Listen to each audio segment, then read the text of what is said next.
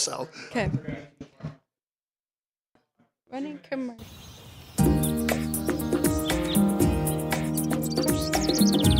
South Point is also proud to provide a variety of relaxing amenities for the guests who want to be pampered. Soak up the sun and let your stress melt away in our lagoon-style paradise swimming pool.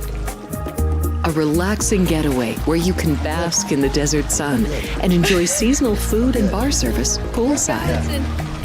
And if you really want to escape, come to Spa Costa del Sur.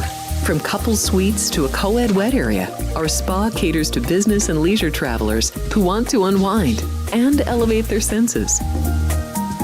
A visit to one of our spa's steam, sauna, or whirlpool treatment rooms will leave any guest feeling like they can take on the world. Our gaming amenities include over 60 table games and over 2,600 of the most popular slot and video poker machines. We have penny slots, including the popular Buffalo games, and real machines like Wheel of Fortune, Triple Sevens, and Megabucks. If you prefer video poker, try Deuces Wild, Double Double Bonus, or a variety of multi-denomination games. Or try your hand at one of the most popular casino table games in the world, Blackjack. Don't let the game intimidate you. Blackjack, also known as 21, is both easy and fun. And our dealers are always happy to assist. And the best part? Blackjack always pays 3 to 2. Next, check out the roulette tables. Roulette is one of the easiest casino games to learn, and so much fun to play. It's a favorite of both beginners and seasoned players. In addition to blackjack and roulette, our casino pit features over 60 popular table games like Baccarat, Pai-Gow Poker, 3-Card Poker, Ultimate Texas Hold'em, and Mississippi Stud. So get out of your room and come join in the fun.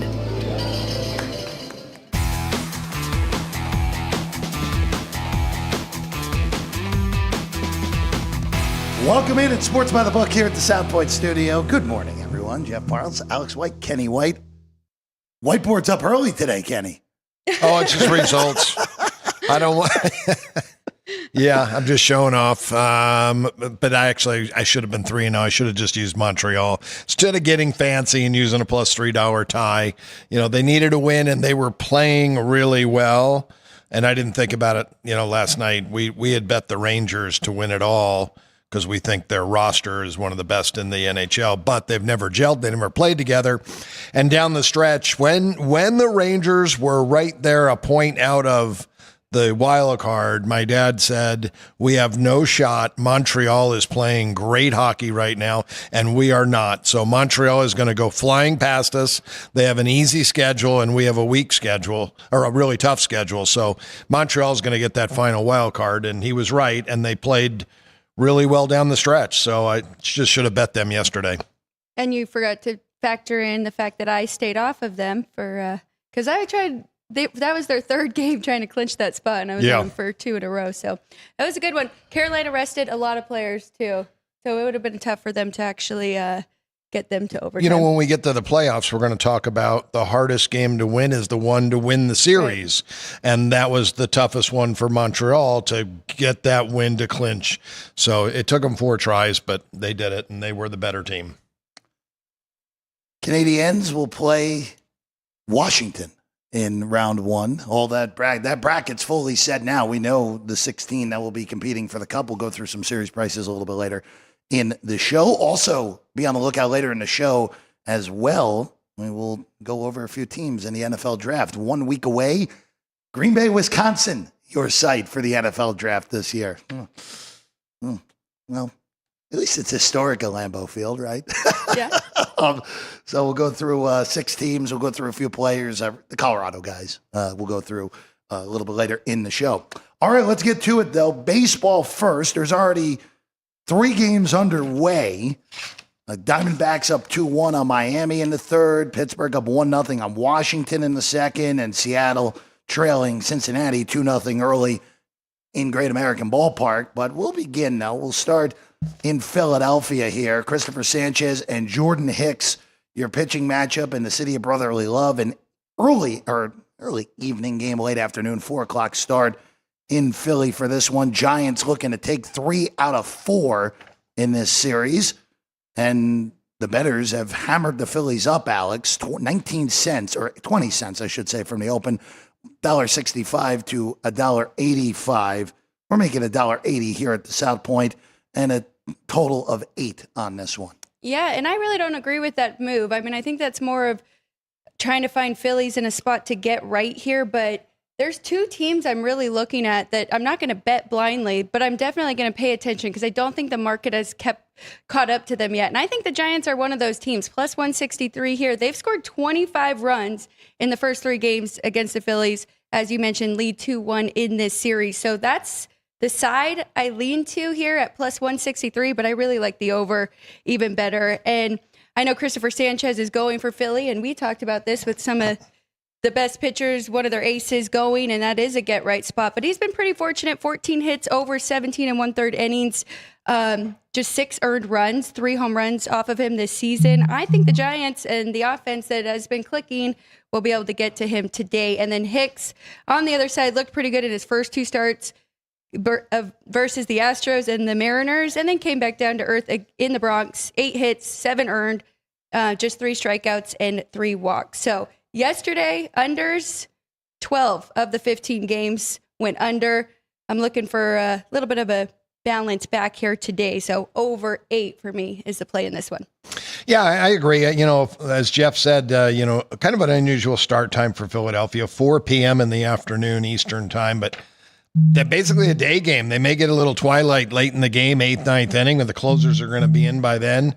I do like both of these pitchers. I think Sanchez is really good. I believe the Phillies have won his last 8 or 9 starts going back to last year. So they do have confidence when he's on the mound. He pitched 2 out of 3 really good games, and he's good. The Giants hit lefties well. Philadelphia's got a solid lineup, and Hicks has been a little wild so far to start the season. His command hasn't been great, and both guys whip over 1.3. So I think there's going to be base runners. I think there'll be opportunities. Good hitting ballpark. I like it over as well, Alex. 8 over the play for both on the right. I guess it's technically the right side of the desk, right? It's been the right side of the desk this week in the whiteboards. Been very good on the one we've met. That's right. The best bet. Thrown out in the best bet, which his board good. His board over 500. I didn't put the board up to show it really, Jeff. What I did was I've got so much going on here with college baseball, NHL, Major League Baseball.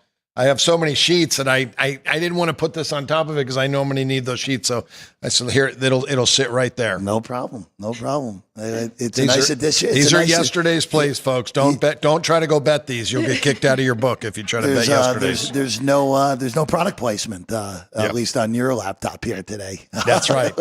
I'm blocking it with the whiteboard in the way. By the way, that Colorado Dodger game. Talk about a no sweat total. Yeah, right. And the team total. Yeah, both of them. His first inning. Thank you very much. Yeah, you got it. Go ahead, Alex. So I didn't know that until 9:30 this morning. That they scored 7 in the first. Yeah. Just busy with that NFL draft, which we're going to go over later. So. Your Aviators overgot there as well, even though we were talking about that under trend. Yeah, I was kind of sweating that late. They needed a couple hits, and I saw the relief pitchers they brought in. I said, I'm in good shape. These two, they brought in a lefty that can't get anybody out, and then a righty that with the bases loaded, nobody out. So, that worked out well. The wind was like I thought it would be. I live in the Southwest, and I walked outside yesterday, and it was blowing pretty hard.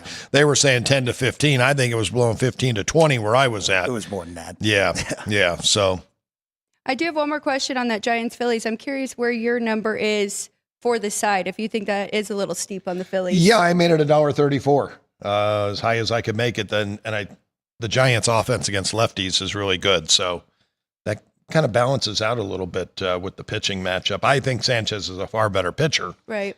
And the bullpen for the Phillies is better, but that's as high as I can make it because I'm not giving home field right now for this month. I would give next month. I would say I'd made this $1.44. I'd give 10 cents for the home, but this month it's $1.34. Okay, very good. Going to the other NL only game that has not started yet. They start 4 in Queens tonight. The Mets, after losing 2 out of 3 in Minneapolis, return home to take on the St. Louis Cardinals. 7:00 normal start time in Queens. Cards took 2 out of 3 from Houston, a 4-1 win yesterday. It's Canning, who got scratched yesterday, is now well enough to start today after missing yesterday with illness. Andre Palante goes for St. Louis, $1.35 on the Mets, Alex, plus 120 on St. Louis. Total 7.5 on this one. So this is the other team that I don't think the market has quite caught up to them, and that is the Cardinals. And I know there's some question marks with their pitching rotation, definitely. They're just 9-9 on the year, so not really winning you a whole lot of money yet. But I do like this Cardinals team. I think there's some value here at that plus 120. That's the side I like. I like Palante. I think he's a good pitcher. 7 scoreless against Philly.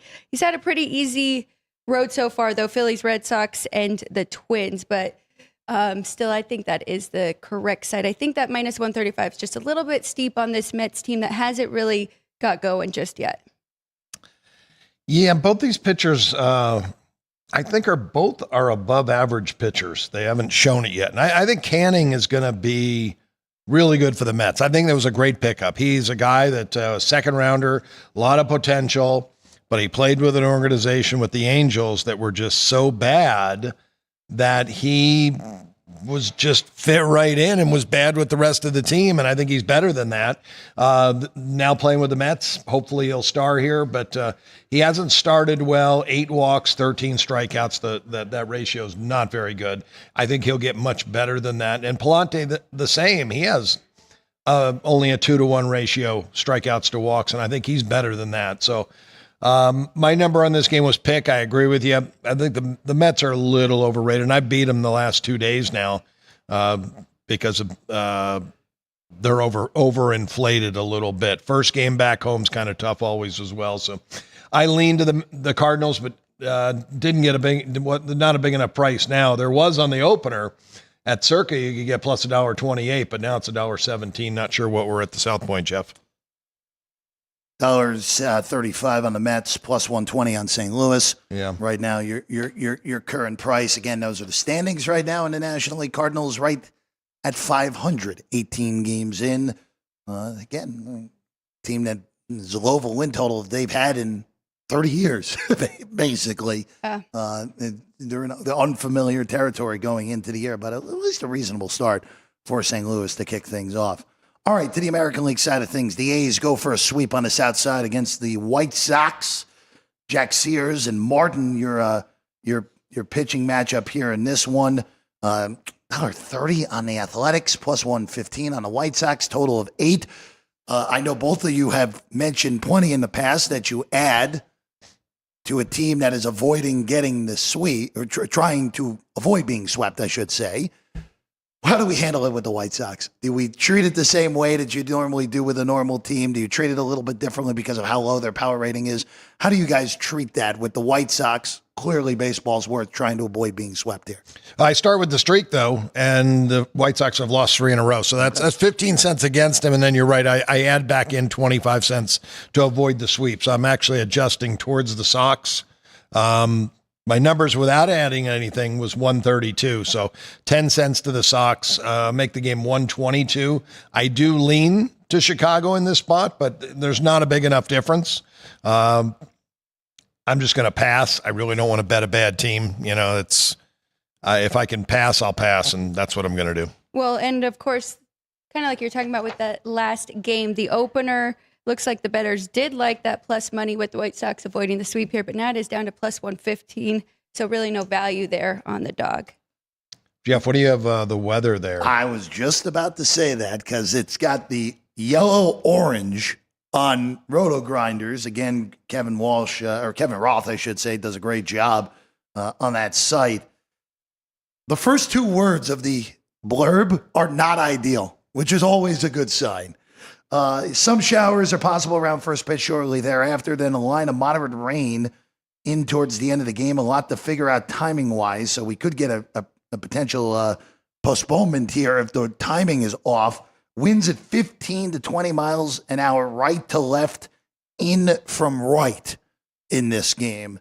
So not a good weather report for Chicago on the south side here today. Yeah, see, I don't really know. I would love to go there to see how the winds are going to be straight in from right field. I think 15 to 25.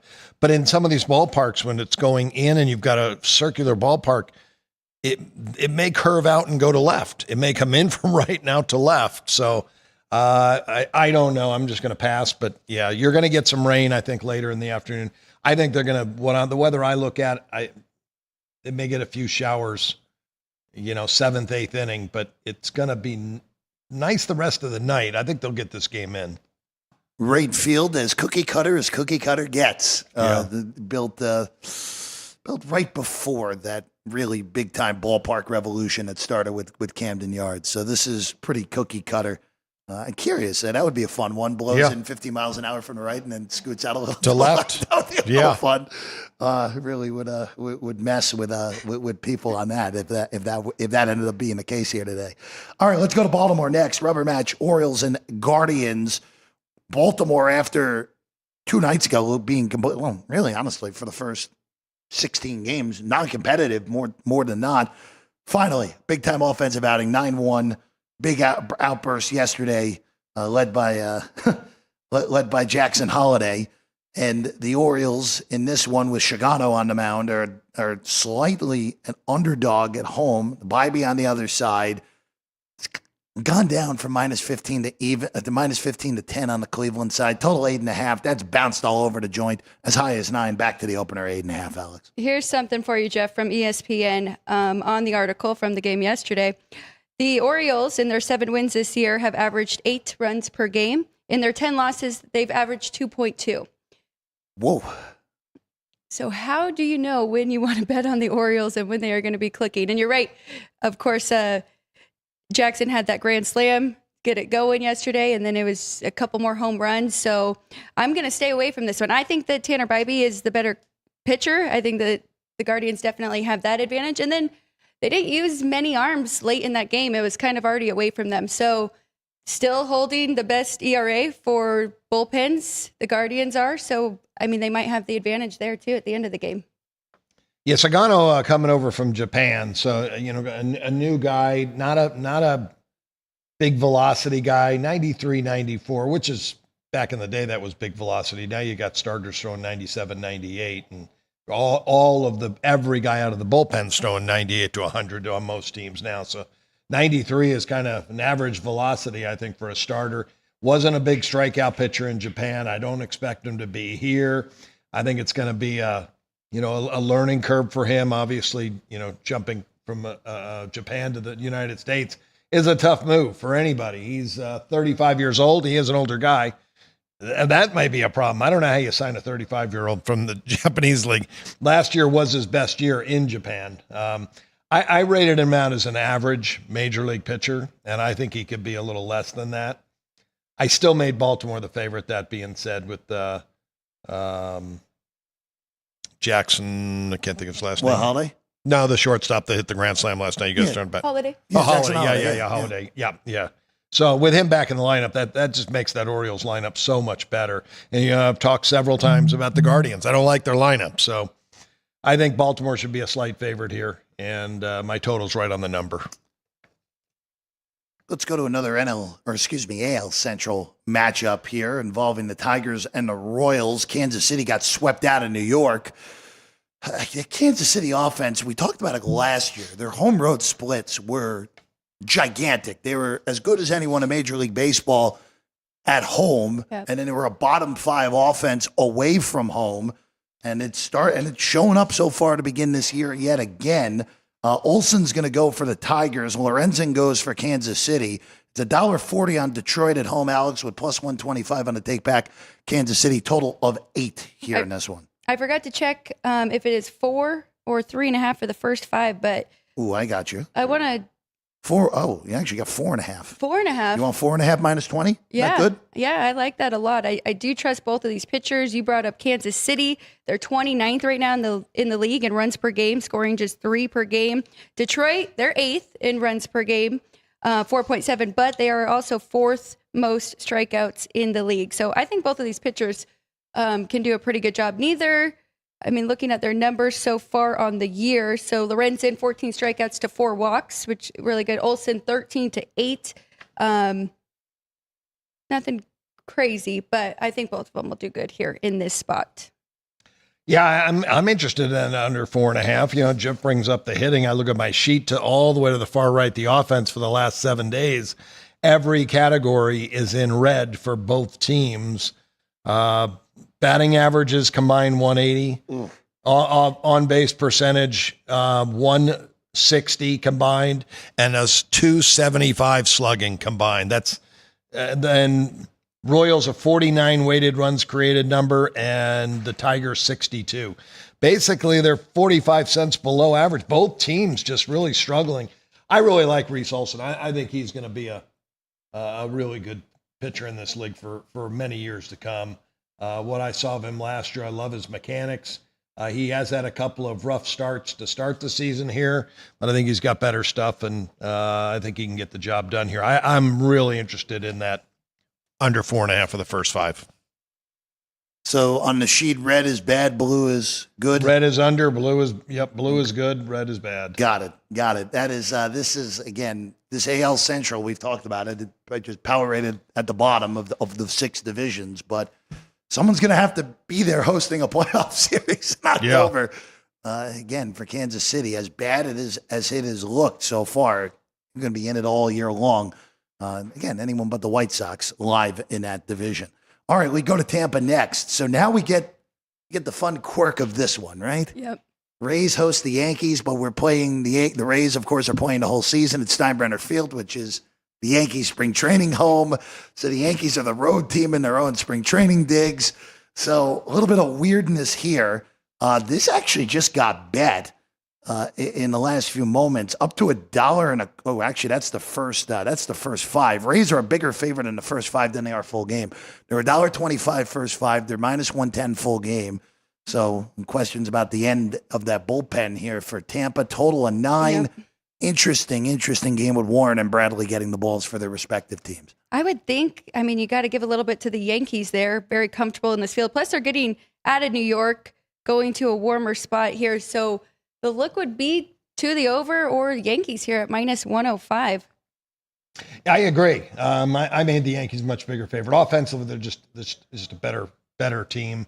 Taj Bradley has pitched really well to start the year. I think Todd Bradley is a good pitcher. I think he's slightly above average, and 2 of his 3 starts though have been well above average. He looked 2 of the 3 starts, which were both at home in this stadium, George Steinbrenner Stadium, that we know is going to be, I think, an offensive park this year. I was against Colorado and Atlanta. Colorado, we know they're a really weak offense, and especially away from home, they're bad. So that kind of figures. But Atlanta, they've had their struggles because they've got offensive bats out. So the Yankees are going to be the toughest lineup he's seen so far in this ballpark. I was really surprised to see a 1-0 game yesterday. I like the Yankees. I like the angle that this is their spring training park, and maybe they take that. Hey, this is our park. This is where we play. This is George Steinbrenner's field, and they showed the intensity yesterday. So I think they bring it again today. I'll take the Yankees.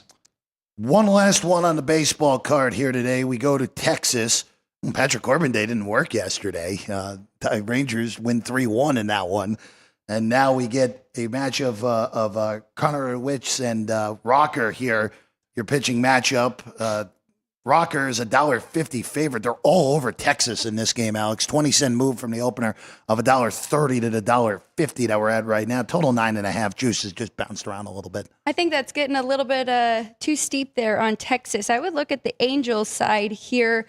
Their offense is definitely quieted down against the Rangers. But I wish we would have known this, too, coming into this series. So these 2 teams actually have the fewest walks in the majors. So the Rangers just 39, the Angels 45. The Cubs have the most at 90. So I think that has a lot to do with why we are having such low-scoring games here, 4-0, 3-1, and they have to have base runners, of course. But I like the Angels in this spot. I think they can get going again against Rocker. And I think that number is just too good to pass up, plus 135 here. Rocker's taken a very interesting path to get to the big leagues. A guy that decided not to go in the draft, or I think he maybe was drafted out of high school, didn't sign, didn't go to college. I think he was supposed to go to Vanderbilt. Ended up in the Southern League, an independent baseball league, and was drafted out of that independent baseball league. And he was a first-round guy, and he's moved quickly. 2023 he was at high A, and then 2024 double A up to triple A, and 2025 2024 he did make it to the big leagues, had 3 starts last year. Showed great velocity, 96 miles an hour. Just a guy that doesn't have great experience. So I think you're right. This Angel team hits righties better than they do lefties, and they're trying to avoid a sweep. I made the Rangers 107. Angels are on a 3-game losing streak, so I adjust 15 cents there to go to 122. 25 cents to avoid the sweep, back to the Angels. So I have the Angels a small favorite in this game. And I've had the Rangers the last 2 days. Yeah. I feel very fortunate if I can win all 3 games in the series. A sweep is not a bad thing. For me, yes. One way or another. Take it. Normally I'm on the other way, getting caught in the switches, but hopefully the switch is the correct one here. Angels, again, $1.35 right now here at the South Point as a dog that both Kenny and Alex are looking at here today against Texas. All right, we'll take a quick break as my computer decides to do some weird things in front of me. When we get back, we're going to go to the NHL. There are games today, but none of them mean anything, so we may not find plays, but maybe some strategies to employ we look at. And then the series prices will go through the 8, and then later on the NFL draft, a little bit of an NFL draft preview that we will go through 6 of the 32 teams and a few big players in this draft when we get back. Sports by the Book here at the South Point studio.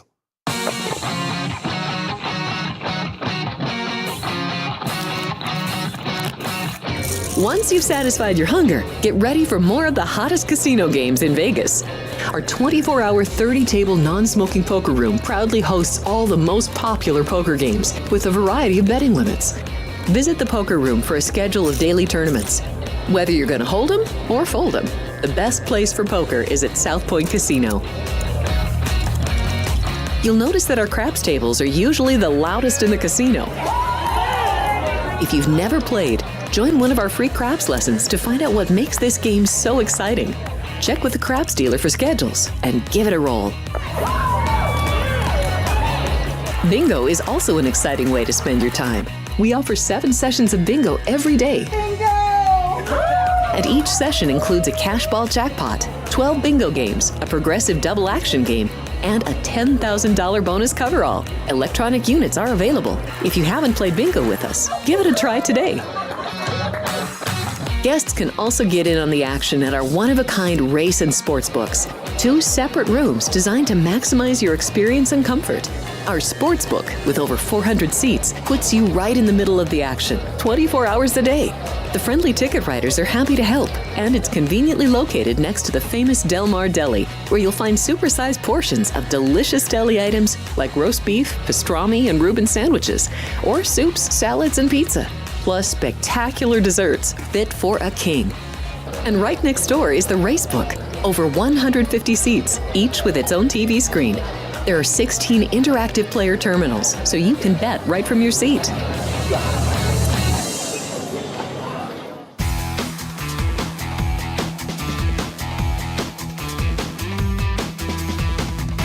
We're back in at Sports by the Book, South Point Studio. Jeff Parles, Alex White, Kenny White. We're all here. All right, we go to hockey. So there's 7 games today. And again, we normally will find a best bet or 2. But today in hockey, because it's a very different day than we're accustomed to, where all 7 games have no meaning to any of the teams playing. The 16 teams are known in the playoffs. The 16 slots on where they're going are all set. Very rare that we know the 16 and know where they're going before everyone's played 82. So, Alex, Kenny, I'll open it up to both of you. Whoever wants to take this, go for it. Is there anything that you're looking for in-game today? All these totals, 7 games, you have 4 6.5s and 3 5.5s on the totals. So I'm just curious, is there anything that we would look for potentially with this being a meaningless day for everybody? I am pinpointing one game kind of, but do you have like a macro answer for that just looking at all the games? You know, hockey's a sport that I haven't handicapped for a long time. I've handicapped it for the last 4 or 5 years since the Knights basically moved in. I've been much more up on this league. So NBA, I go back 40 years, and the last day of the season, I bet every game over, Right? Because it's fun. It's fun, and they go up and down. And Major League Baseball, I do the same thing in September, the last day of the year, because it's just like, hey, let's go have fun. I taught the NIT, same thing. I bet everything over in the NIT because it's let's go have fun. I got a feeling this is the same thing here. Let's go have fun and play. And I would zero in on the higher scoring games, those games that are 6.5, Islanders, Columbus, Washington, Pittsburgh, Tampa and the Rangers, Buffalo, Philly, and then even Detroit, Toronto's a 6. I'd maybe throw those in a round robin, play them all over. Well, and the Rangers have definitely been scoring as of late. We've seen that. The one game I was looking at is I didn't realize that Frederick Anderson was going to get the start here for the Canes. That's very interesting to me because he has missed a lot of this year, even though he should be their number one goalie. So maybe kind of seeing where he is, what form he's in, and if he is going to be the starting goalie for the playoffs. So plus 110 there on the Canes. It's pretty intriguing. Even though playing on a back-to-back. So. The last day of the season, I know you like the Sens a little bit, and we'll get into them right now as we go into these playoff series. And, we'll start with Carolina because Carolina is the first one listed if we're going through rotation number orders for these series prices. And Carolina, look, Alex, you've been saying this for a little bit of a while now, where your numbers don't match the market with the Carolina Hurricanes, and they'll take on the Devils in round 1. Carolina is now a $3 favorite here at the South Point, plus 250. Carolina is the largest favorite in round 1. Obviously, Devils have a huge injury to Jack Hughes. He's been out for a little over a month now, but this is, Alex, I'm a little bit surprised that Carolina is as big of a favorite as they are. Does that mean that New Jersey's worth a bet? Not for me, but I'm curious your guys' thought on this. Well, and it is funny because last year, I had them number 1 going into the playoffs, and then, of course, they did run into the Rangers and lose that series. But this year, I haven't really gotten as high as the market has. So what do we have Carolina to win this series? Carolina, 71% chance to win the series, minus 243. Okay, so would that technically be New Jersey value there on that then, or yeah, you get plus 250 here, so splitting hairs really a little bit on New Jersey. Yeah, 250 the number on the Devils here in this one. $3 you have to lay on Carolina. Would never lay it. If we had to bet it, we'd take the dog. I love hockey dogs too, so that's the time of year that the dogs bark. Yes, it is, and maybe there's something to look for it going to 7 games or something if we think it's going to be more competitive than the market. You beat me to my question there, Alex, of just, again, if you look around, you can get series spreads, series total games. Right now, the Devils, if we're pulling this up real quick on the fly, right now, the generic one is a game and a half. Carolina's laying $1.15 a game and a half. Devils minus 105 plus 1.5.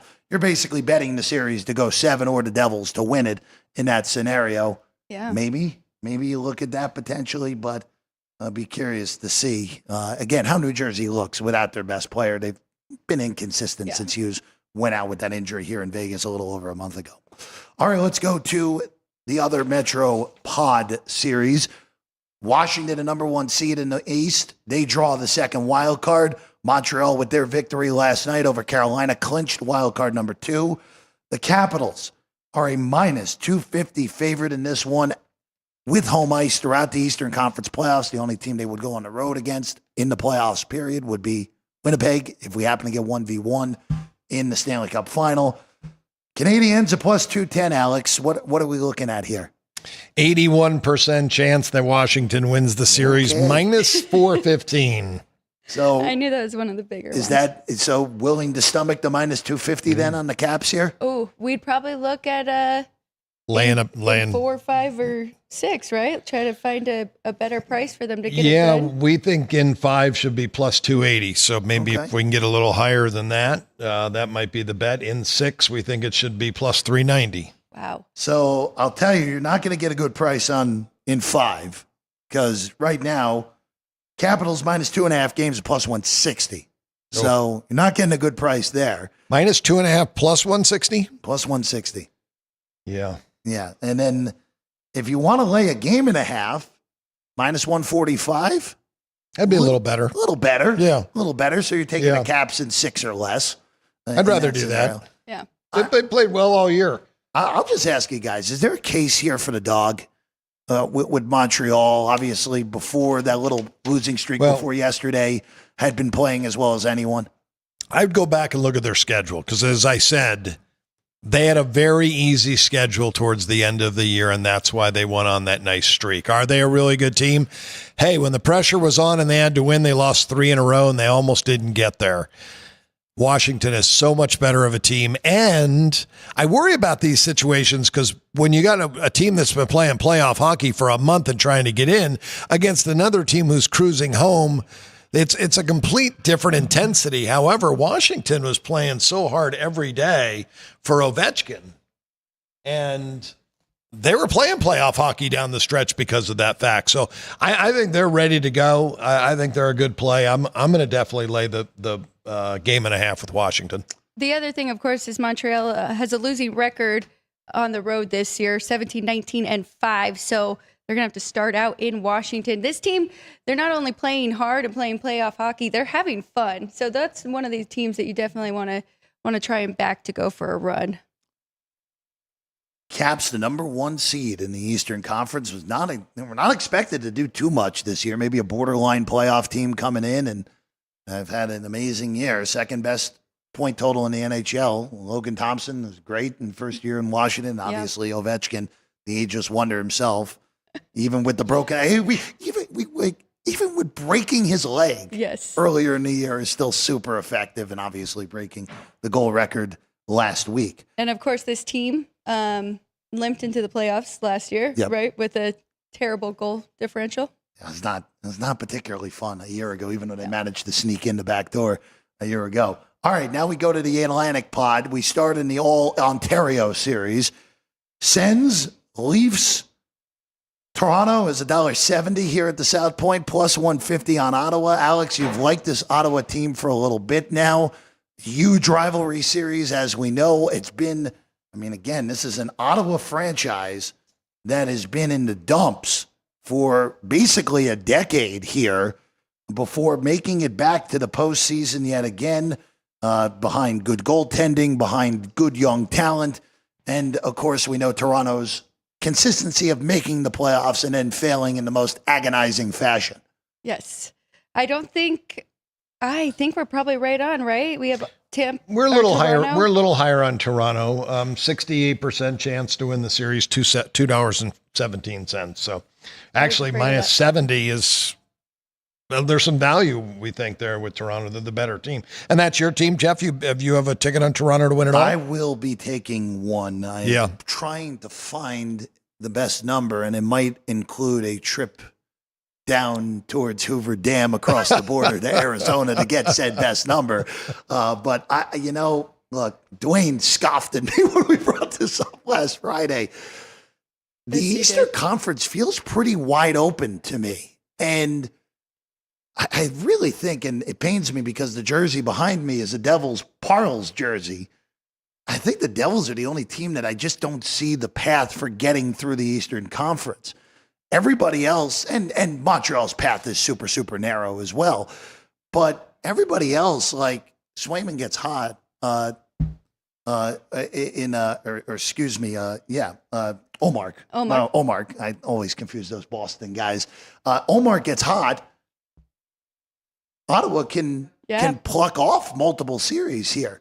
Toronto has the most talent to me in the. I know it's not really a hot take when they win the division, but they're the most talented team. They've been arguably the most talented team in that division for a few years. And then on the other side, the other matchup, which we'll get to in a second, when Tampa and Florida play each other, they kill each other for 7 games. And, we'll flip in that series now. Florida has played so much hockey the last 3 years now. Back-to-back Cup final appearances, win a 7-game series a year ago, nearly having the largest collapse in NHL history and holding on a Game 7.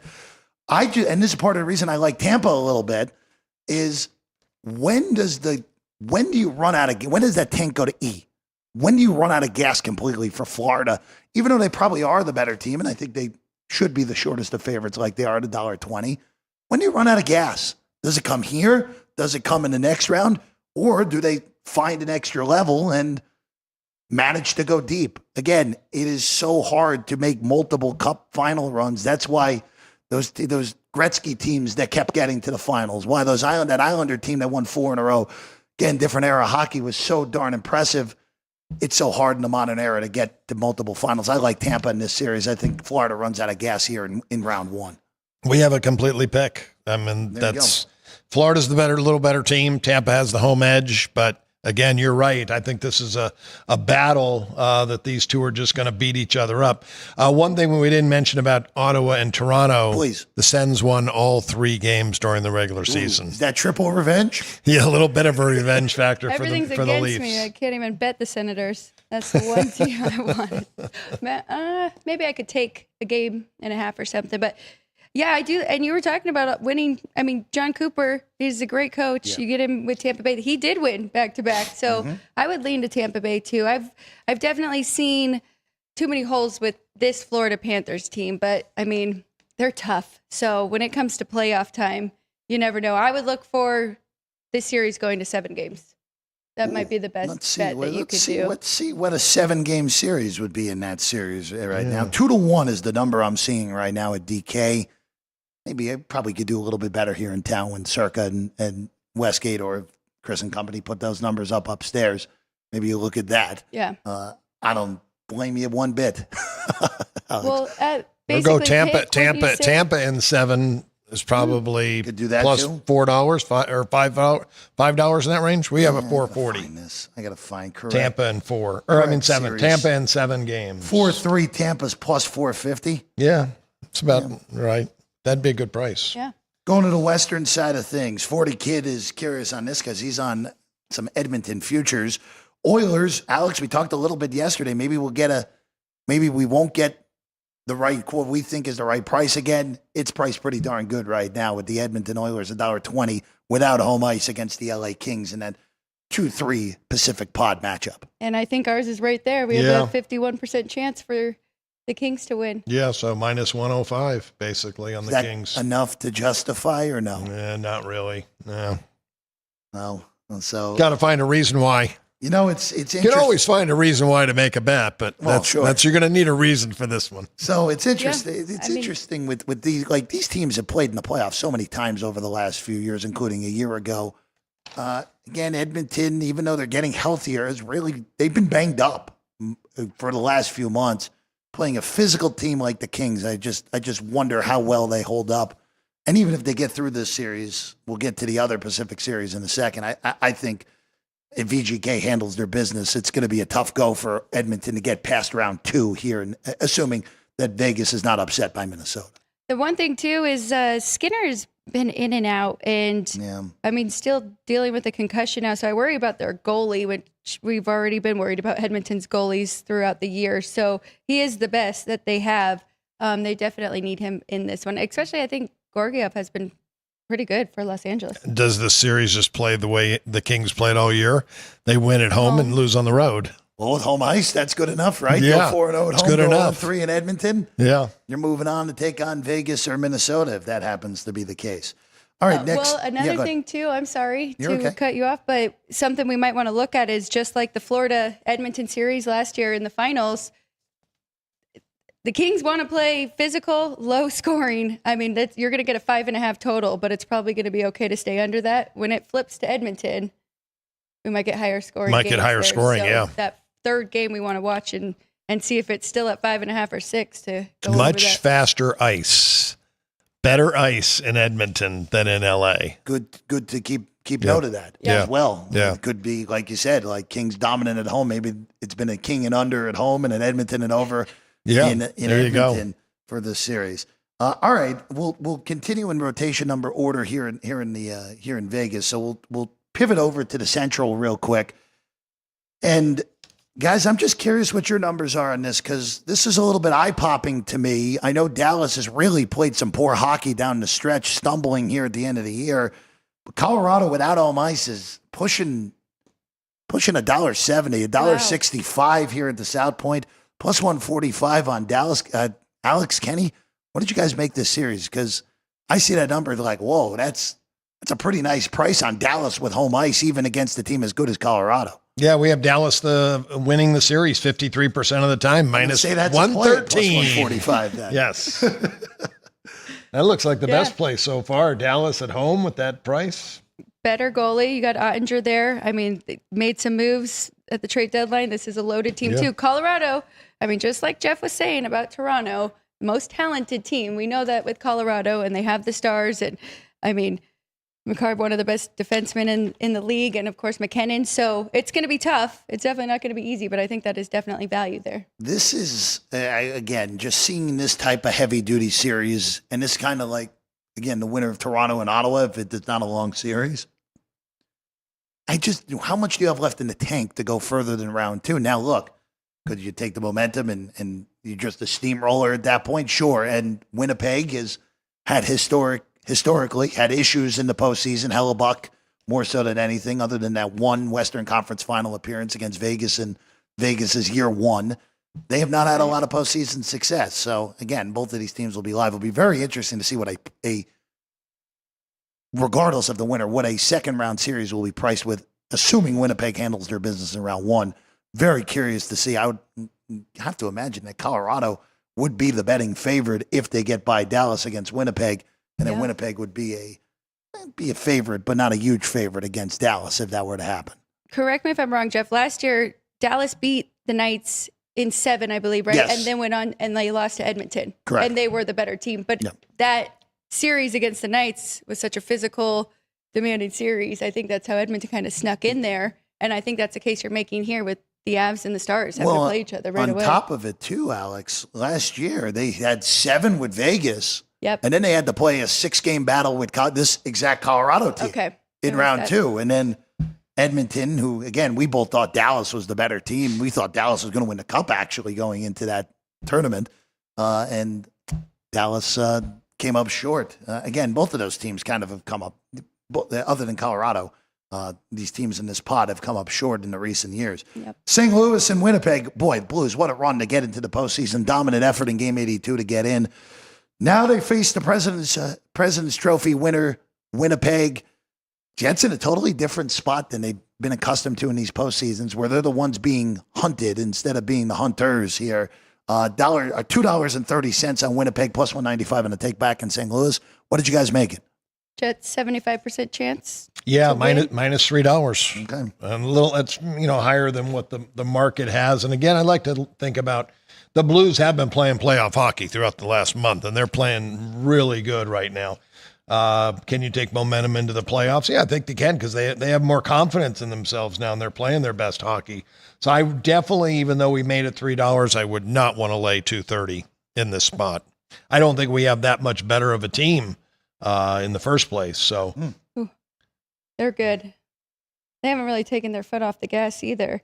I mean, they 1, 2, 3, 4, 5, 6, 7. They're 5-2 in their last 7, and they've already had their spot in the playoffs. So they 2 really good goalies, though. I mean, we know with Jordan Binnington, he's just playing outstanding, and then Hellebuck on the other side. You're not going to get a 6 in this. Winnipeg did win 3 of the 4 during the regular season. So that 4 Nations tournament, and Cooper sticking with Binnington all the way through, revitalized Binnington's season. He had a rough go until that tournament, and like you said, Alex, Binnington has been as good as anyone over the last 2 months since Team Canada beat Team USA in the final in Boston a few months ago. I am looking for a real argument to bet St. Louis. I just can't get there. I'd like a little bit more. Winnipeg's got the pressure cooker situation here. This is first time in franchise history they've been the President's Trophy winner. That's true. I don't believe in the curse, but I know that the President's Trophy winners do historically struggle in the postseason, especially early. But again, this is a different animal for Winnipeg. Right now, the third favorites to win the Cup out of the Western Conference teams. You went to the last matchup between Winnipeg and the Knights, right? Yes. And Winnipeg was with their backup, Cumry. Dominant showing. Dominant Winnipeg, defensive performance by Winnipeg in that game. But it was a revenge factor that they had lost 3 in a row maybe to the Knights. Yes. Yeah. So they wanted that game badly. We saw that the night before they lost to the Kings, and the Kings are very good at home, so that was a great spot to bet, but missed that one. No, it was actually Utah. Which is even more impressive. You're getting an even better number, and you said Utah on Saturday.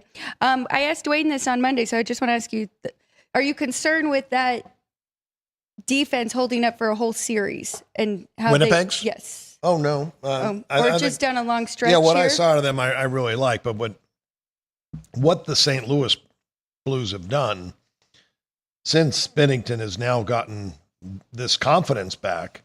They went on that big winning streak, and then they lost at Winnipeg with the backup goalie 3-1. Mm-hmm. Nothing to be ashamed of there. They went to Edmonton, they lost 4-3. And then they went to Seattle, and they lose 4-3 there. Kind of pressure trying to close it out. Now we've lost a couple, but they finished strong with a 4-1 win to get in. This team's playing as well as anybody in the NHL right now. I would more try to make a case for them and take the plus $2 to maybe they pull this upset. There might be some very low scoring games. When you look at what Binnington had been doing, and the defense for St. Louis, give up 1 goal, 2 goals, 1 goal. And then they would give up 4 to Pittsburgh overtime win, 4 to Colorado, 3, 4. So they started to give up more goals here late in this run. The last 5 or 6 games, they give up some more goals, but I don't know. This defense has been playing really well. And I know Winnipeg's defense is really good. This might be a good under series. A lot of low-scoring games. Last one up, Wild and Golden Knights. This could turn into the Marc-Andre Fleury Bowl. Be pretty ironic if VGK was the one who ended the career of Marc-Andre Fleury. Minus 260 on Vegas, plus 220 on the Wild. Is there any sort of reason to look to the underdog here, or your prices favor the favorite here? Big on the favorite. 79%, minus 380 on the Vegas Golden Knights. Okay. That's still not good enough to lay. And again, as I mentioned the other day, most in regulation wins of any team in the NHL. They did not have success in overtime or shootouts.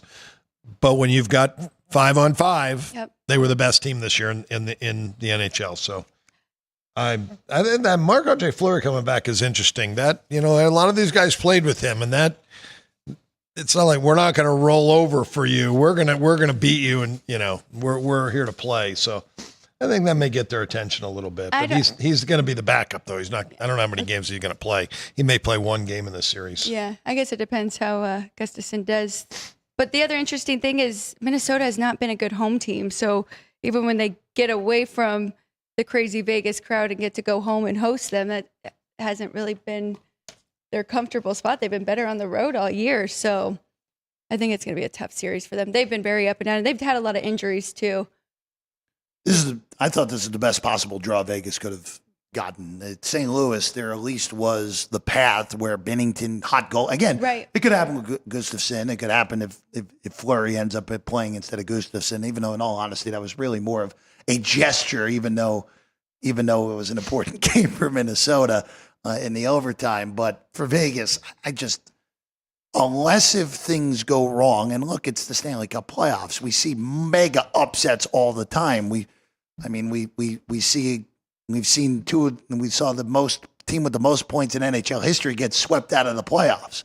So we see crazy stuff all the time in the Stanley Cup playoffs. But I thought they should have been the biggest, and you guys agree with this. Yeah. They should have been the biggest favorite here in round 1, not Carolina. But again, Vegas should advance. And again, I like their draw. I think they have a good draw to the West Final, and they get there and play anyone but Winnipeg. They're going to be hosting it. So a good chance here for Vegas to make their second Cup final in 3 years. In the bracket, who will they face next? The winner of L.A. and Edmonton is up next. Yep. In the Pacific Pod. Vegas 3-0 in the regular season versus Minnesota. Won all 3 games. And they saw 3 different goaltenders. Wow. Oh.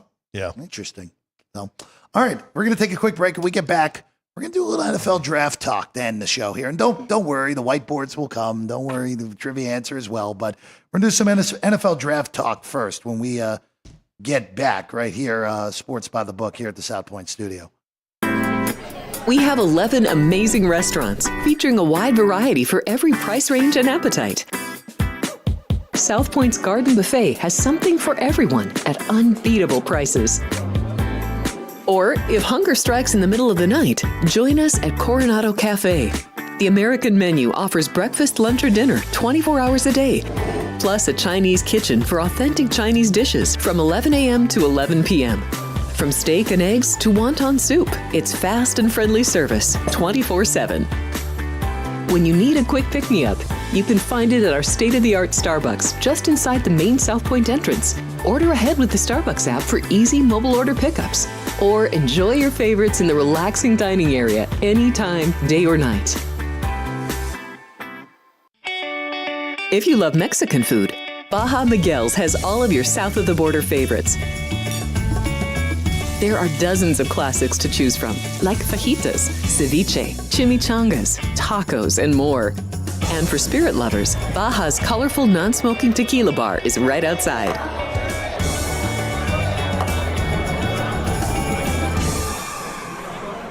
Or maybe you're in the mood for seafood. Big Sur Oyster Bar has fresh seafood prepared right before your eyes. Savor freshly shucked oysters, crab legs jambalaya, shrimp and lobster. Beers on tap and a selection of fine wines are perfect to pair with your seafood favorite. Whether lunch or dinner, you'll love this fun atmosphere, located just off the casino floor. Ready to shake things up? Step back in time and treat yourself to one of the oldest restaurant chains in the country. Steak and Shake, famous for original mouth-watering steak burgers and hand-dipped milkshakes in a variety of flavors. For some old-fashioned fun, try Steak and Shake.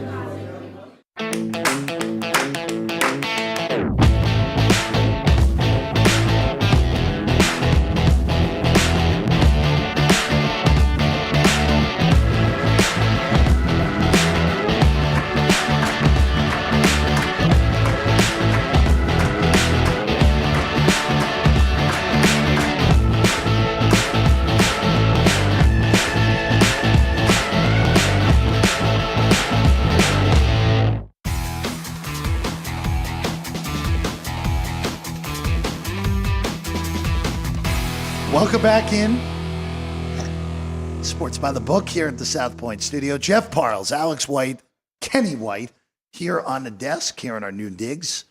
Make sure you're hitting that subscribe button. If you're watching us for the first time, welcome. And we will now go into, it's 1 week to the NFL draft. How about that? 1 week to the NFL draft. Really kind of just came up on everyone here. We're going to go through a little bit of NFL draft things right now here on the show. Cam Ward, Ashton Genty, the Colorado guys. A lot of fun here. What a great job by our crew putting that graphic together as well here on a Thursday, 1 week before as we're recording this. Behind us, boy, we love having this monitor behind us, right, Alex? The NFL draft order, which has been set now for a few months, really at this rate is a coronation to Cam Ward being the first overall pick for the Tennessee Titans. So right now, if you're looking across the board on Cam Ward prices to go number one, your DraftKings is minus, making sure I have the right amount of zeros, 20,000. Yep. Minus 20,000 on Cam Ward to go number one. So the Wazoo Miami Incarnate Word Miami product is going to be the number one overall pick based off the betting market. So we thought we'd do things a little bit differently and do a few teams here that we have our eyes on going in and 2 players we have our eyes on going into this NFL draft. And Kenny, we're going to start with you. And as always, the draft, well, look, the draft may start at number 2 this year, and the Cleveland Browns after what was a monster disappointing season for them, sit at number 2 here in the NFL draft. And Cleveland needs everything, Jeff. And number 1 is going to be a quarterback, because you worry about Deshaun Watson and where he's at. Been very injury prone the last couple of years after sitting out a couple of years. Getting up there in age, it just seems like he's not going to get back to being the quarterback he was. Joe Flacco is there. Kenny Pickett is there. Just no answers at quarterback. Do they... Shedeur Sanders is sitting, 8 to 10, I think, and maybe 8 to 12 in that range. Do they take a shot with a quarterback? I like Jackson Dart a lot. I think Jackson Dart may be the best quarterback of the 3, but the draft boards don't have him that high. Cleveland would be gambling. The Browns need offensive line help. They need a left tackle. They do need running back help. They need wide receiver help. They need help on the defensive line. So there's so many needs for this team. Where do you go? Travis Hunter is the best athlete in the entire draft. You can fill 2 concerns at the cornerback position and the wide receiver position with Travis Hunter. I think he can play 2-way in the NFL. My other team I'm going to talk about, and I've got to bring them up right now because of this fact, the Dallas Cowboys, and everything I'm reading, Jerry Jones says we have so many picks. They got 9 picks in the draft. Sure. That we're not trading down. We're not trading up. We're going to trade down. If we're going to trade, it's going to be down. I don't trust Jerry Jones one bit. He's a politician, and he's going to lie, and he's going to say the opposite. The Dallas Cowboys should trade as many picks as they possibly can to get to the 2 spot and get Travis Hunter. Oh, he's the Deion Sanders. Deion Sanders played for the Cowboys. He was a 2-way player, one of the best in the NFL. Jerry Jones is really close with Deion still, and he knows Deion's already been telling him, Jerry, this kid's the real deal. He's going to be an all-pro, one of the best that's ever played the game. You need to get him at all costs. Wow. So let's get Cowboys to buy down. Get the 2. They take Travis Hunter. The Browns now take 12th. They can now pick Jackson Dart. But I don't think I think the Cowboys are going to try to make another move, and they're going to try to get Shedeur and Hunter because they need the quarterback. Now they have signed Prescott to a 4-year deal, so they don't need the quarterback position as bad. But I think if they can make a deal because they have so many picks that they would love to have both guys. We'll get a little more into this in a little bit on the Dallas end. We'll definitely continue that discussion in a second. On the Cleveland end of things, so right now, betting markets are betting the heck out of Travis Hunter to go number 2. Minus 450, whether it's Cleveland or it's someone else making the pick. Yesterday, the Browns held a press conference for their pre-draft stuff, and Andrew Berry was just gushing about Travis Hunter. That was actually earlier today. See, the days are merging together already. But Berry was just, he's top 2 corner, number 1 wide receiver on our board. He's a Hall of Famer. If he can stay healthy. You're right. If he can stay, and again, I still have my concerns of can a guy in this day and age in the NFL play both ways? I have my. It'll be selective. Yeah, now what? If Travis wants to play 100 and 100, which won't end up happening. But I'm just curious here because we remember the NFL's less plays. They have he have 60 offensive plays. Well, there's no 110s anymore. Right. I think his main focus will be as a corner, and then they'll use him maybe 30 to 40 plays again on the offensive end. The one thing I will say from Cleveland's perspective, assuming that there's not any crazy trade here, and Alex, I'm curious your thoughts here. You have Myles Garrett now locked up. There was that whole hubbub during the offseason. I want out, demanded a trade. They didn't even meet, and then they give Garrett the giant contract. And I know our guy Sean has only been bringing this up for a few months now.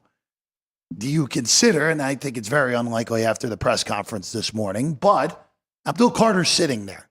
Abdul Carter is as good of a pass rushing prospect as we've seen in the last 3-4 years in the NFL draft. Do you try to pair him up with Garrett and basically say, hey, guys, try and block us on the outside with Garrett, who to me is still the best defensive end in the NFL, and Carter, who has top 5 potential right away? I I don't think you can do that. I don't think you can pass up on Travis Hunter, right? And I think kind of what he was saying, that could have almost been making him more valuable if they do want more for him, right? And gushing about him and saying, oh, he's, the best corner and wide receiver that we have on our list. So I think that either they take him there or they trade and somebody else takes him there. What'd you say it was, minus 450? Oh, now it's minus 500. It's moving as we're talking for Hunter to go number 2. So. Yeah, he's, to me, I'm taking him number 1. If I'm the Titans, I'm taking him. There's other quarterbacks that can try to make a trade. Cam Ward is not the answer, I don't think. I think Travis Hunter is a Hall of Fame player. And when you can get an athlete like that, he's a football player. You watch him play the game. He's got high IQ. He's got everything you want. The only thing he doesn't have, and it's because he's a young guy, he doesn't have the bulk and the strength yet that he's going to get. When this guy puts on 20 pounds of muscle, he's going to be just a beast. He's going to be the best player in the NFL. Browns picking at 2. Again, a lot of needs for Cleveland, like you said, Kenny. And I'm just curious, again, do they do something? They're picking at the top of the second round. Are they one of those teams that, assuming they take Hunter at 2, do they trade back into round 1 to get the extra year for a Tyler Shuck potentially, who's been flying off draft boards, or if Dart falls far enough, do they move back into round 1 to get the extra year of control? That's what I'm most intrigued with, outside of what likely sounds like at this point. I would be pretty surprised if they don't take Travis Hunter at number 2. If they don't trade the pick, they're taking Travis Hunter. There's no doubt about it. If they trade the pick and they got to move a little further down, maybe they look for an offensive lineman like Will Campbell if they can get him. But he may be gone by the time if they do make a trade. No trade, Cleveland Brown fans, you're getting Travis Hunter. You're getting a Hall of Famer. That's two high-end players on that defense, to say the very least. Garrett, who's going to, even with the craziness a few years ago, Garrett is going to probably get himself a bust in Canton one day as well. All right, let's go to the Las Vegas Raiders. Alex White, Raiders picking at number 6 overall. Yes, so the Raiders are picking at 6. A lot of changes here for Las Vegas. Of course, Pete Carroll comes in. They sign our guy, Geno Smith. But they don't have a lot of weapons, right? So we know that they're looking for running backs. They're looking for wide receivers. They also have to focus on some of the defense here. No Devontae Adams. Jacoby Myers right now is their number 1. They need a true number 1. But really, it's the running back position that everybody is highlighting and think that they are going to go after Ashton Genty. Of course, they did sign Raheem Mostert from Miami to a 1-year deal. And it seems like Pete Carroll he's kind of doing this on the defensive side too. Signed a 1-year deal with a couple of DBs, but need some more guys in these places. So this is just such a packed running back class. I think it'd be kind of crazy to take Ashton Genty at number 1 overall, even with his numbers and the power explosion, 88 broken tackles in 2024. Curious on you guys' thoughts with Hampton from North Carolina, 2 running backs from Ohio State. There's just a list of good guys, even Scatabo, they could get later on. So I know that's a huge position that they would like to fill, but I think they've got a lot more to worry about as well, especially, like I said, on the defensive side. Cornerbacks, linebackers, and even their O-line, they could beef up here. I think O-line is where, if I'm the Raiders, that's where I'm going. I'm going to try to beef up my O-line. I think that's the key to the game.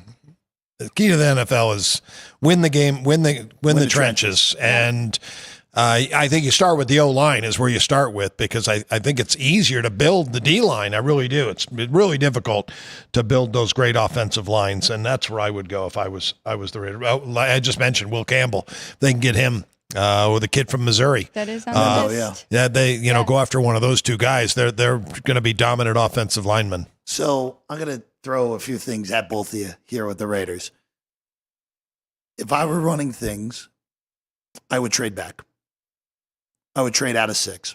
I think there's, like you said, there's a lot of good running back depth. Hampton, it's very possible that Hampton has as good of a career as Genty does in the NFL. Look, I was banging the drum all year long that Ashton Genty should have won the Heisman Trophy over Travis Hunter. I love him. He's a great player, Genty, but we know you should not take a running back that high, especially in a class that is pretty darn deep.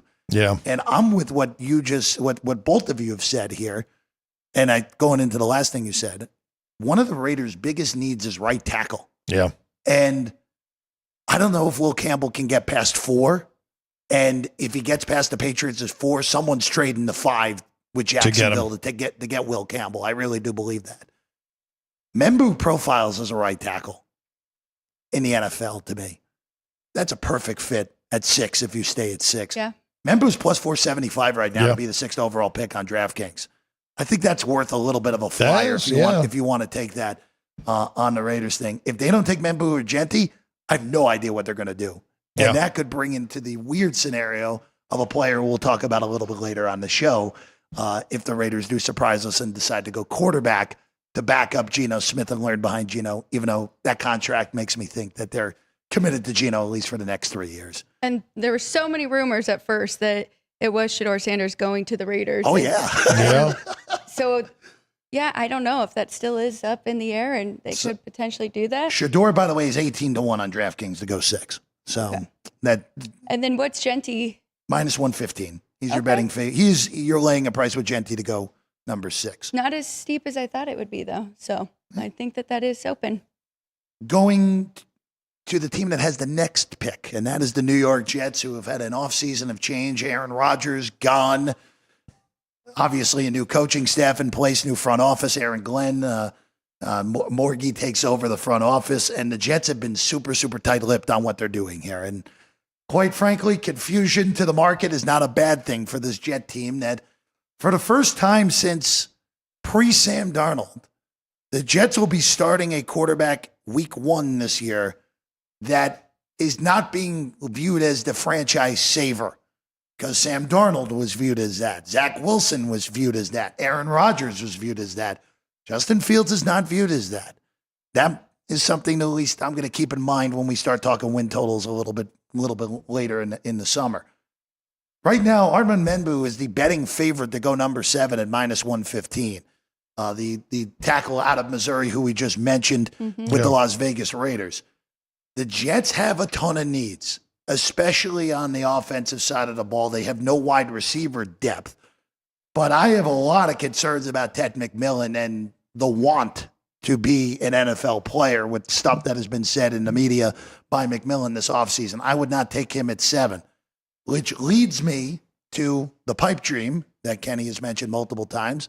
If Will Campbell is somehow on the board when the Jets are picking, that pick selection should take less than 30 seconds. Yes. They should be running their envelope up to the stage to get Will Campbell on their roster. I know that people complained about Will Campbell's arm length. That's nonsense. Will Campbell is the best offensive lineman in this draft by margin, and he's going to be a Pro Bowler, All-Pro for a 10 to 15-year career. Kid is a stud. Whoever ends up with him is getting an All-Pro. If it's not Campbell, I think the pick is going to be Tyler Warren at number 7 for the Jets. The Jets did not take Brock Bowers last year, if you remember. They took Fashanu, who is now their left tackle and looked pretty darn good as a rookie. I don't see them passing on a high-end tight end back-to-back years, even though I think Bowers is a better prospect than Warren. Warren is still an elite tight end prospect. He's 3-1. If it's not Will Campbell, I'll go with Tyler Warren going number 7, guys. I'm thinking Mendu. I think they go offensive line. Wouldn't shock me if they did that either. Yeah, but it could be Warren for sure. One of those the biggest needs that the Jets have right now. I like that Warren too, especially because the Raiders really did hit with Brock Bowers last year, even though they just took a tight end the year before. Definitely worked out for them. I think tight ends are just. That was a great pick. You watch that guy at Georgia. He's on the most talented college football team, and he was the star of that team. Exactly. When you're the best player on the best team, that's a no-brainer to pick that guy. But Warren is there's a gap between him and the next tight end, I think, in this draft too. Yes. It's not like the running backs that are a little bit tighter. Well, the next tight end, if the Jets don't take Warren, the Jets pick at 42. There's a big question if the Bowling Green product of Harold Fannin Jr. gets there at the 42. Everyone on this desk watched enough MAC football to know that kid was the best player to MAC last year, and it really wasn't even close. and he could be a great NFL tight end. But Warren is a special talent. I would be, if the Jets don't go O-line, Warren, to me, has to be the pick there at number 7. All right, we go to the NFC side of things.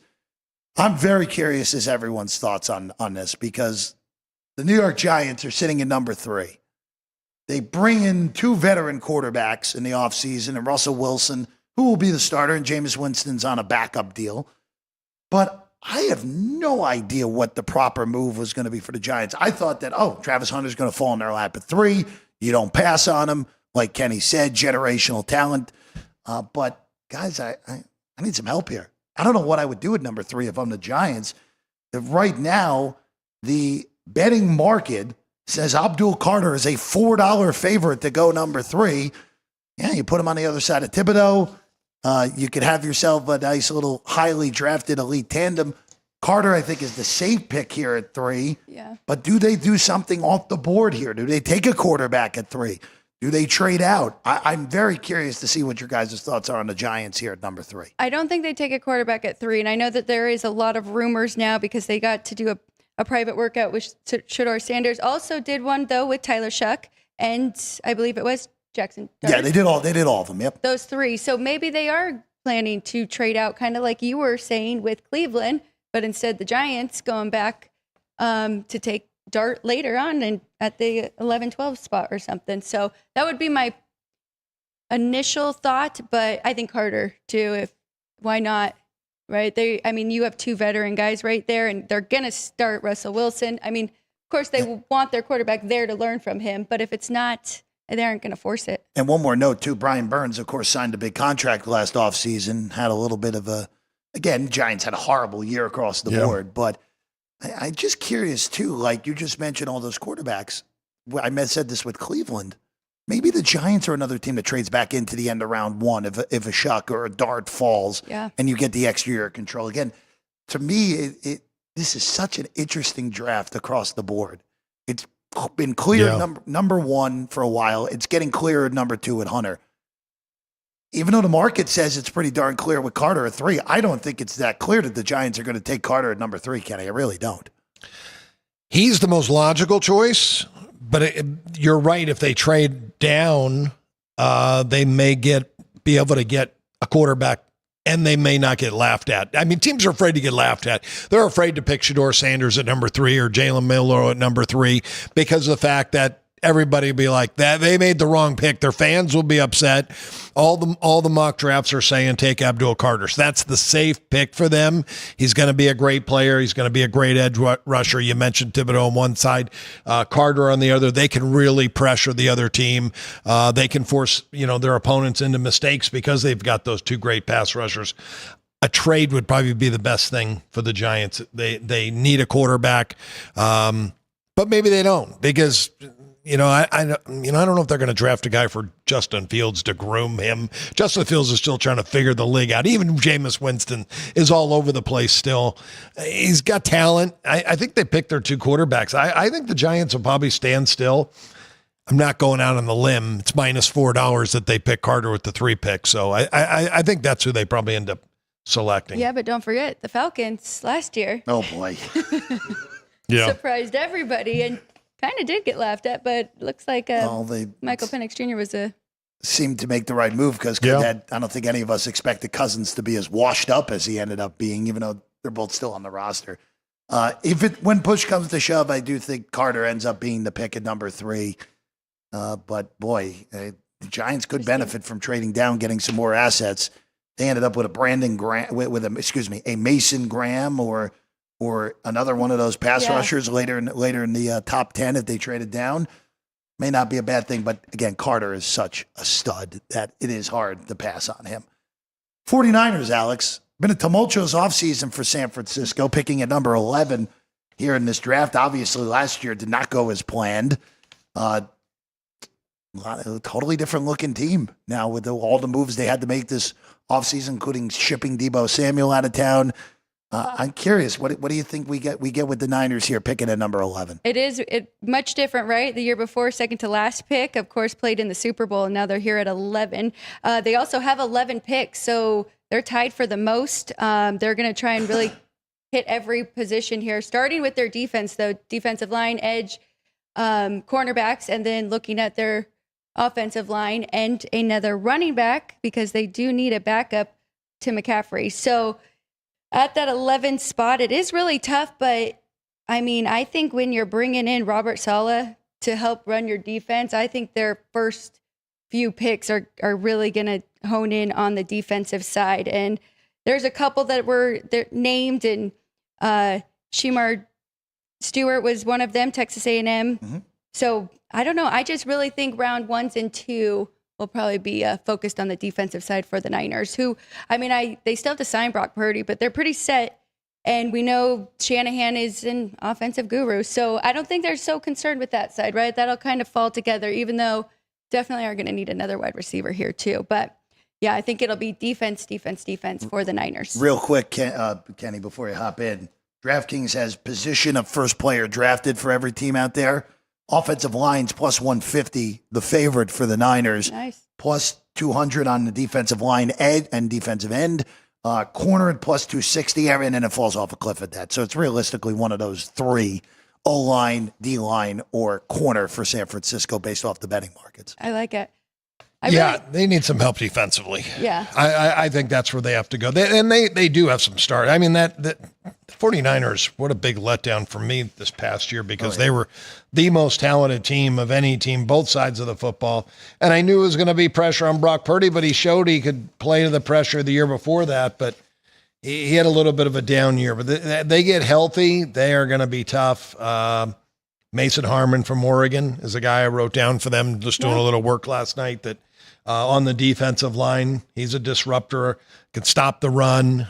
He's just a really, really athletic guy for a big guy. So that's who I thought they may go after. Kind of like you were saying, though, with Myles Garrett, I think they need to find somebody on the opposite side of Nick Bosa. Wouldn't hurt. You go a few different ways here if you wanted. You could go with Walker on the outside from Georgia. There are ways to go. Yeah. I would very much, since they lost Ward, one of their better corners in the offseason, if Will Johnson somehow falls to them, I would take Will Johnson. There's not a lot of corner need in the top 10 this year. If there was a team with a corner need, Will Johnson would again, still could go in the top 8 pretty easily. Even to me, going into last year, I thought he was the best player in college football going into last year. So I would very happily, if I were San Francisco, if he somehow falls in my lap at 11, I would take him. Can you find anything on him to be drafted after 10? Yes, I can. Because it seems like that would probably be a... Yeah, I just gotta grab this real quick and go into the old search thing. Oh, there's nothing on him on DK. That's interesting. Yeah, I mean, I would top 10. He's plus 195, so would be a nice little price for the over 9.5 on that if you can find it. All right, Kenny, you already brought up your Dallas theory earlier. If the craziness does not prevail and the Cowboys don't move up, you mentioned that Jerry said you're looking to move down in anything. What's the strategy here for the Cowboys, who obviously are coming off of a funky year? Prescott got hurt again. Mike McCarthy's gone. Brian Schottenheimer's now the first-time head coach, which good on you, Jerry. Whatever floats your boat on that. But what would you do here for Dallas, who, again, holds a ton of picks in the back end of this draft? Yeah, they really do. And I think they'll be able to, fill in their spots on the offensive line and defensive line with some of those later picks. I think they're looking for somebody to be across the side of the field from CeeDee Lamb. So a wide receiver is a big need for this team right now. If they can get a guy that, can complement CD, it would be the kid out of Arizona, McMillan.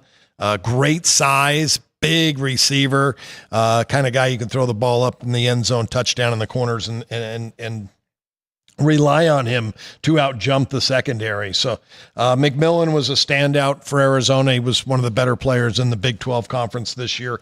I think he fits perfect right there at 12, right where the Cowboys are picking. There's talk about them trading the pick and, moving into the early 20s in that slot. And I think if that happens, they may look for a defensive lineman or an offensive lineman at that point. I'll just ask you this, just for an off season and really just to draft ahead, and then we really can go into looking at numbers and all that fun jazz. Again, some books have some win totals up already for this year, and obviously the futures have been up for a while. I think the gap at this point from Philadelphia to everybody else in the NFC is fairly large. I know that doesn't come as a hot take. Team just steamrolled through to a Super Bowl title. And then the bigger problem for Dallas is that the Commanders improved their roster after a surprising NFC Championship game appearance. The Cowboys are the third banana in the division. It's been a while since they've been the third banana in the division. And in an NFC that, look, the NFC North is still going to be really good. The NFC South, all right, they'll get their representative, but who knows? Maybe Atlanta and Tampa take steps forward. Maybe even with Bryce Young's huge improvement down the stretch, maybe even Carolina with a last place schedule shows some improvement this year.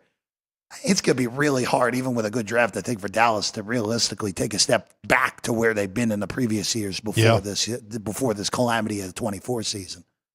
Yeah, that they've got, I think, too many needs to become that team. But, signing Prescott made him happy.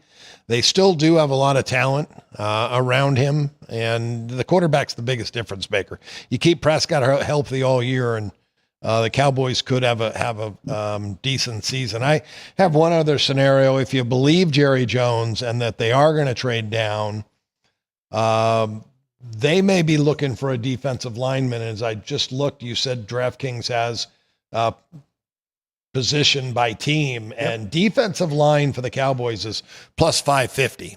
Ooh. And I think they could go in that direction for a defensive lineman if they trade down. If they stay where they're at, I really believe they take the wide receiver from Arizona if he's there, and I think he'll be there. Yep. Yeah. Plus 110, by the way, on wide receiver to be the Cowboys' first selection. I feel like he's going to be like Mike Evans with the size and taller.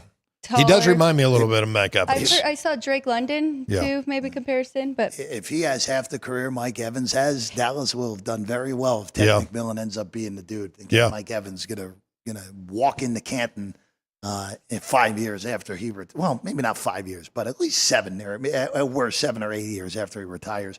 The most underratedly great player of this era, Mike Evans. Gets it done. All right. One more thing about Dallas really quick, because I said it so many times last year. I'm surprised I just remembered this. They need a running back. Yes, they do. And but this draft is so deep in running backs that, I just always have said, I think running backs are a dime a dozen. And I don't think it's a position you spend money on because they're 200 pounds and they're taking hits from guys that are 300 pounds on the D line. And then they get hit by a 260 pound linebacker that benches 475. Their careers are so short that you don't want to invest money in that. I've seen so many NFL teams have a guy that they sign as a free agent and he ends up starting at running back for teams because there's so many guys out there that can play running back. There really is. Everybody wants to play running back in Pop Warner. Everybody wants to play running back in high school. Everybody wants to play running back, so there are a lot of really talented running backs. The size is easier. There's more guys in this world 6 foot, 190, 200 pounds than there are guys that are 6'4", 300 pounds. Way more. The pool of talent you're picking from at a running back is gigantic. Yeah. The pool of the talent you're picking at a defensive line and offensive line is so small. Yep. Very good point. Want to bring up Shedeur Sanders before we get the whiteboards here on an extended Thursday version. So Shedeur Sanders right now, if we're just looking at props here, Shedeur Sanders is minus 250 to be the second quarterback selected, which, again, we told you how big of a favorite Cam Ward is, minus 20,000 to go number 1 overall. The interesting thing on this board here for Sanders, so last week, and this kind of just came out of nowhere, the weird report that Derek Carr might miss the whole season with that mystery shoulder injury, which then brings New Orleans into the equation here, and the market played it like that. New Orleans is now plus 175 at DraftKings to be the landing spot for Shador. Giants at plus 270, Pittsburgh at plus 350, Cleveland 6-1, Jets at 16-1, and the Raiders 17-1. Rams are on there at 20-1. I don't foresee that happening at all, unless if Sanders has some precipitous drop. Of all the guys in this draft, he's the most polarizing figure because of, look, you watched him in Colorado. You know what Dion is all about. You know this Shador is his son. Of course, he's going to be polarizing, going to the next level. I like him as an NFL quarterback. Now, the few critiques that are valid, holds onto the ball too long, 100%. Now, wonder how much of that is that the offensive line at Colorado, especially year one, was horrible. Yes, that's true. They true. were better last year, but still were probably a bottom half offensive line in college football a year ago. Right. I just, when this is all said and done, the Saints being the betting favorite is right. And I just wonder, will it be at the actual Saints position where they're picking right now at number 9? Or does this end up being that New Orleans ends up trading up, whether it's to Jacksonville at 5 or with the Raiders at 6 to make sure that they get their guy in Sanders? Because let's be real, Derek Carr's probably, if Derek Carr's as hurt as the reports say, it's very possible Derek Carr's played his last game as a New Orleans Saint. It's really interesting. I heard a New Orleans beat writer, though, say they are not taking a quarterback. So I don't really know. It's interesting. That's why this is a confusing player to figure out here. I think if Nick Saban didn't retire and he stayed at Alabama, Jalen Milroe would be the first pick in the draft. And people, I think, are missing out on him that aren't looking at him. I think the Saints would be a great fit for Jalen Milroe. He is going to be another Jalen Hurts. I like Jalen Milroe. I agree with that, too. He may be better than Jalen Hurts. I just don't think it works. Who doesn't want a guy that's better than Jalen Hurts? He ran a 4.3 at the combine. He's 235 pounds. He's got a cannon for an arm, and his accuracy jumped up his junior year. Now, with the coaching change, it was a different voice. It was some different philosophies. Alabama just didn't gel. I think if it was Nick Saban and things were normal, Alabama wins the national title last year. Jalen Milroe wins the Heisman Trophy, and Jalen Milroe would be the first pick in the draft. I think he's going to be one of the better guys out of this draft. Him and Jackson Dart are kind of sneaking back there with the other two, but I do think Cam Ward's a really good quarterback, but I it's like Jaden Daniels, though. I mean, his offense had to do so much because the defense was so bad. So let's give him a shot in the NFL. If we're just going through all the quarterbacks here, just throw them into the thing. Again, I have Shador as my top-rated guy. I don't buy Cam Ward. He's going number 1. We know this. There's too many things. Like, he's an undrafted guy. Yeah. If he went out of Wazoo 2 years ago, and now after 1 year where, he put up a lot of good numbers. Yeah. We're really moving him from in the 200s all the way up to number 1, and he holds the ball too long. Like, there are a lot of things with Ward that I'm a little bit scared of at the NFL level. And the same reason that there's fears about Shador as well, especially with the holding of the ball. Dart's the lotto ticket, right? He's the lottery ticket. Yeah. It's either going to end up with a scratch off of $0, and you're like, why did I waste my money on this? Or you're gonna say, oh my God, I won 6 figures on a scratch off ticket. And Dart's going to end up being a super talented high end player in this draft. Milroe, I'm on the opposite end of the spectrum on Milroe from you guys. I just have too many concerns about how he throws the football. He is an unbelievable athlete. He is unbelievably fast. His legs are awesome. That regression, and I understand what you're saying, Kenny, with like, hey, if there was continuity, maybe he would have been a little bit better. Kalen DeBoer is, to me, the best offensive coach in college football, especially look at what he did in Washington. I mean, he made the national championship at the University of Washington in 2024. That's hard to do in that spot.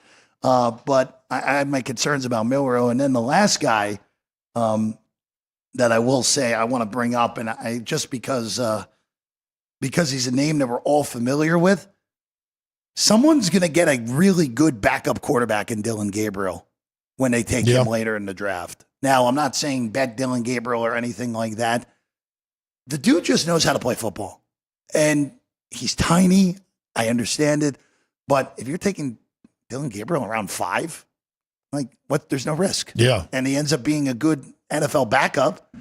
That's great out of your 5th-round pick. But, again, it's Cam Ward's deal right now. You're laying minus 20,000 on Cam Ward to be the first overall pick right now. I'm still in the philosophy of the NFL of bigger is better at quarterback. Of course. And Gabriel's a little bit on the smaller size. I didn't like Bryce Young because the fact that he's a smaller guy with small hands, and that never has worked out. It's you got to be completely special to be the guy. Where we're talking about, I agree with you on the Cam Ward. I'm going Jalen Milroe 1. I'm going Jackson Dart 2, and then Shador, I'll put Shador 2. I'll go Shador 2, Jackson Dart 3, and then Cam Ward 4 is kind of the way that I've got these guys listed. And those guys are all big. They're all big and strong. None of them's huge in stature. They're all about 6'2". I'd rather have a guy that's 6'3", 6'4". I would be all over that guy if we in a taller quarterback. They just got better vision. They can see over the line better, but this game has changed. The NFL game has changed now to dual threat quarterbacks, and that's why I like Milroe, because he is going to be a difference maker with that 4.3 speed. What about the guy that won a national championship last year with the Buckeyes in Will Howard? Yeah, he's a good quarterback. He's going to get drafted. Yeah, he's going to be. I think he's probably a 3rd rounder, maybe somewhere in there. I guess He will get drafted. Yeah. I mean, he could be back end day 2, like you just said, for round 3. It's not impossible. Whatever happened to the Georgia quarterback who won 2 national championships? What, Stetson Bennett? Yeah, didn't he get drafted? He's still on the Rams, isn't he? He got drafted, right? Yeah, I'm pretty sure he's still in the league. Yeah, I know. I think he's the backup, at least for the time. It's not bad. Yeah, not today. Look, good existence, right? But that's saying Will Howard's going to get a shot, and he's a little bigger of a quarterback. He's a bigger quarterback, so it's pretty funny. And he can run. It's pretty funny. A name we did not mention at all, Quinn Ewers. Yep, I was just thinking that too. Like, hey, true. Like, again, I never thought Ewers was an NFL quarterback to begin with, but the NFL people have clearly agreed with that. Yeah.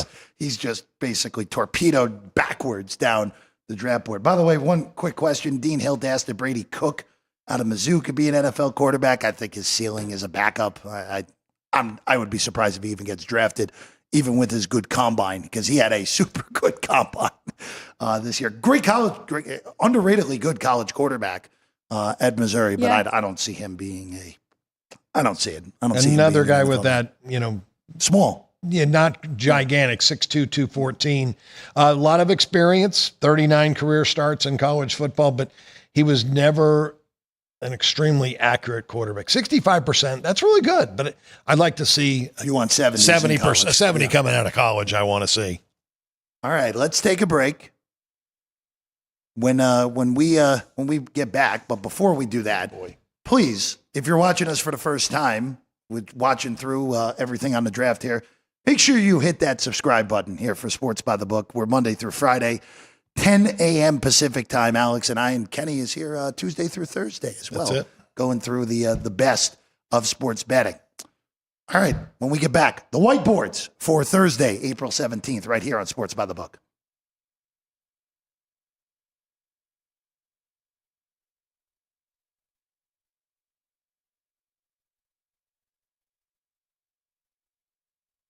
If you're celebrating a special occasion or just love fine dining, you're in the right place. Come experience the crown jewel of South Point restaurants, Michael's Gourmet Room. Welcome. With over 600 different types of wines and magnificent dishes prepared tableside, you'll revel in the rich classic Vegas decor and the best black tie service in the world. This intimate gourmet room has earned accolades galore. Come to Michael's Gourmet Room for an unforgettable dining experience. Another famous restaurant is the Silverado Steakhouse, where you'll find the charm and service that discerning patrons require. From top quality steaks and chops to fresh seafood and desserts, you'll love the award-winning wine list and menu at Silverado Steakhouse. Steak lovers have even more options with primarily prime rib. Catering to hearty appetites, the menu features a variety of flavorful prime rib cuts, dry-aged to ensure tenderness, and then seasoned and slowly roasted. Although prime rib is our specialty, it's not the only thing on the menu. There's something for everyone. And if you're craving a taste of Italy, come experience delicious Italian cuisine and the attentive service at Don Vito's. Our culinary team starts with the freshest ingredients and transforms them into traditional favorites. And don't forget Italian desserts. Don Vito's. Savor the taste of Italy. Finally, if sushi is more your style, join us at the popular Zenshin Asian restaurant and sushi bar, where we're serving up the freshest sashimi, nigiri, and sushi rolls. And beyond the sushi, an exciting contemporary Asian cuisine menu, plus a variety of specialty drinks, Japanese and domestic beer, wine, and sake. Balance your hunger with Zenshin.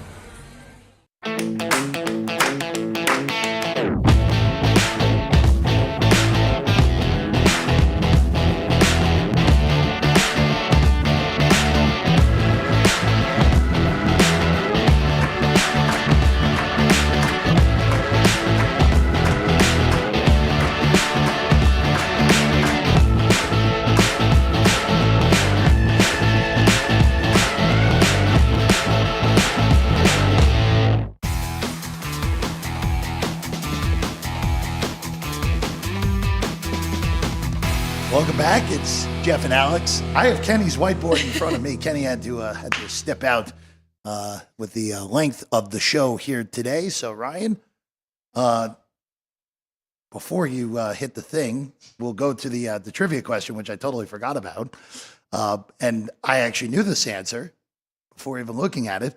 Which MLB ballpark opened on this day in 1964? And to me, the 1964 was the giveaway, and that, of course, was Shea Stadium, the second home of the New York Mets, because they opened their existence at the Polo Grounds.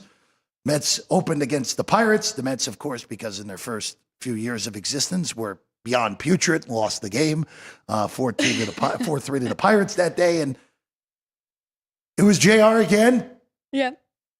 We're going to have to start playing we might have to get a second trivia question a day that JR is not allowed to answer with how dominant he's been here this year. So trivia question always in that bottom line every single day during the show. All right, you hit the animation. Let's get our whiteboards here on Thursday, April 17th, 2025.